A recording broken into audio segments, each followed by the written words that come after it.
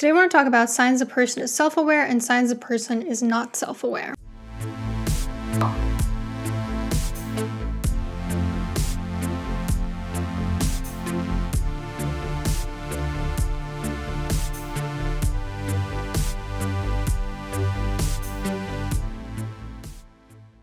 Number 1, a self-aware person easily identifies and understands their emotions. This can be as basic as even interoception, meaning the ability to understand what's happening in your own body, what kinds of physical sensations you have. Or it can mean identifying what you're feeling, including more complex and mixed emotions as well, like not just I feel mad, I feel sad, I feel happy, but rather I feel overjoyed. I feel afraid of being abandoned. I feel a mix between grief and happiness. And a self-aware person can often identify the emotion urge associated with that emotion. An emotion urge is, in dialectical behavioral therapy, what is the impulse that you have when you feel that emotion. For instance, some people when they get angry feel the impulse to fight.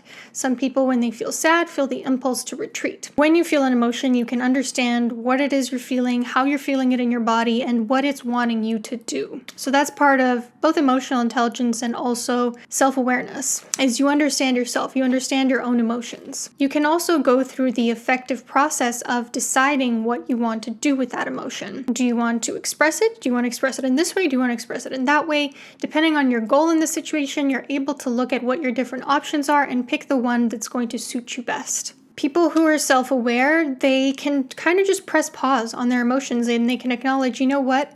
Right now I feel so angry, I want to just rip up your notebook. But I'm not going to because I acknowledge that this is how I feel and not necessarily how I want to act. Sign number 2 that a person is self-aware is they can easily and quickly identify their own defense mechanisms. Defense mechanisms are ways that we shield ourselves from seeing reality for what it is in order to cope with painful emotions. So examples are projection, identification with the aggressor, splitting, idealization and devaluation, displacement, compensation. I have some more extensive videos on this. I won't get into them more specifically today. But basically, we all have defense mechanisms. But a person who's self-aware realizes that they're engaging with a defense mechanism pretty quickly, either on their own or when prompted by somebody else. For example, let's say that I'm projecting. Let's say that I think I did really badly on a presentation for work. So I'm talking to Bob and I'm asking him, so how do you think I did? You think I did terribly, didn't I? A self-aware person is in that moment going to acknowledge, hold on, I'm projecting. I think I did terribly. That's why I'm assuming that Bob thinks I did terribly, because I feel that way. Or let's say that I'm really unhappy at my job, and I keep talking about how happy I am. It's like I'm trying to convince myself and everybody else around me. And at one point somebody says to me, sometimes I wonder if you keep saying how happy you are at your job because deep down you're a little unhappy here. A self-aware person is able to hear that and consider it and go, you know what?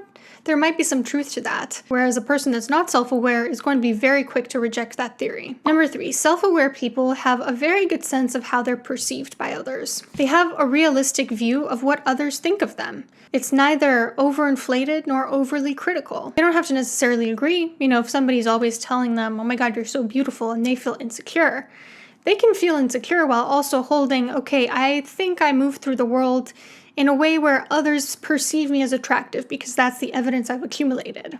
For example, there's somebody I know who greatly overestimates how their talents in one specific area come off to other people. And they get really negative feedback constantly. People telling them, I don't think this is for you. I don't like this. This is bad. You shouldn't do this.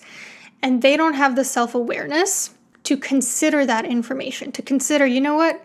People might actually think that my performance in this area isn't good. Instead, they think, oh, everyone's just jealous of me. I've even observed people who have such low self-awareness that they think their appearance is literally vastly different from how they look. It's why sometimes when people create avatars for themselves, like in Bitmoji and stuff, it looks nothing like them because they don't even have a strong sense of how they come off to other people. Now, if the way you want to come off to people is by evoking a particular emotion, you might really enjoy the sponsor of today's video, Scentbird. So Scentbird sends you travel-sized perfumes every month that you can choose from yourself. So if you travel a lot like me and you have difficulty getting through like a big bottle even in a year, Scentbird gives you the opportunity to try different scents and to have something travel-sized at all times. So you get a 30-day supply, which let me show you how much is in here. You can put this nicely in your cabinet or on a counter.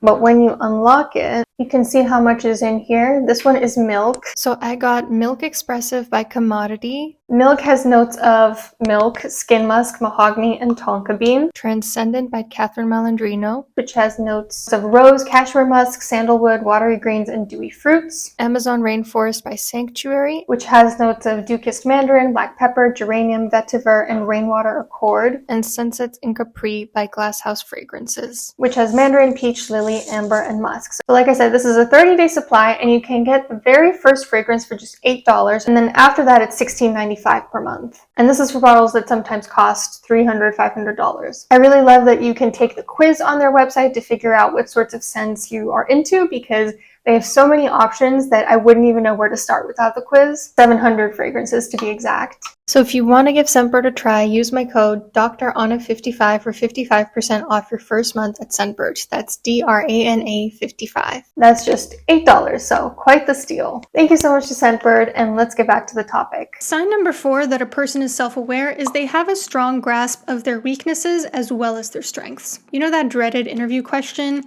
What are your strengths and what are your weaknesses? In large part, that is meant to gauge self-awareness.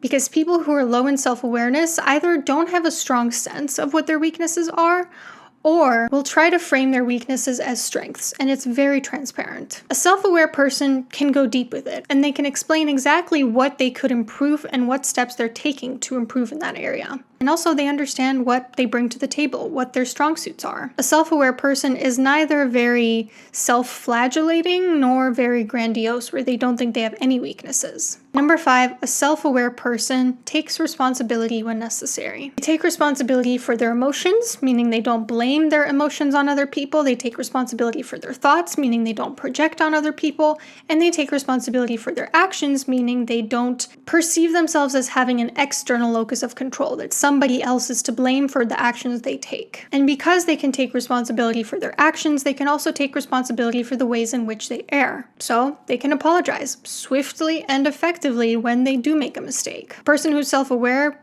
won't have much of an issue taking responsibility and apologizing. And number 6, a self-aware person understands their own motivations, what drives them to do what they do. They have a strong sense of their inner causality. Sometimes when a person makes a mistake and they don't have an explanation, they don't understand why they did it, that concerns me. I'm a lot more concerned with what has this person learned from this experience and how are they going to rectify that moving forward, than hearing them apologize for their actions. Because if a person apologizes but they don't understand what led them to do what they did, they're just going to keep repeating the mistake. They don't know how to attack the issue. They don't know what the issue is. Self-aware people don't have that issue. They understand what drives them, what they value, why they make the decisions they make. So in conclusion, a self-aware person easily identifies and understands their emotions, easily and quickly identifies their own defense mechanisms, has a realistic view of how they're perceived by others, can acknowledge their weaknesses and strengths, can take responsibility, and understands their inner motivations. So the opposite of this, a person who's not self-aware, is the opposite of these things I mentioned. They don't have a strong sense of their emotions. They struggle even to name what they're feeling or to understand what they're feeling. They never think about their defense mechanisms, and even when other people bring up their defense mechanisms, they're very swift to repel that theory, to say, no, I'm seeing truth for what it is. I'm not projecting or denying right now. They don't have a realistic sense of how they're perceived by others. They either see themselves as so much greater than they are or so much worse than they are.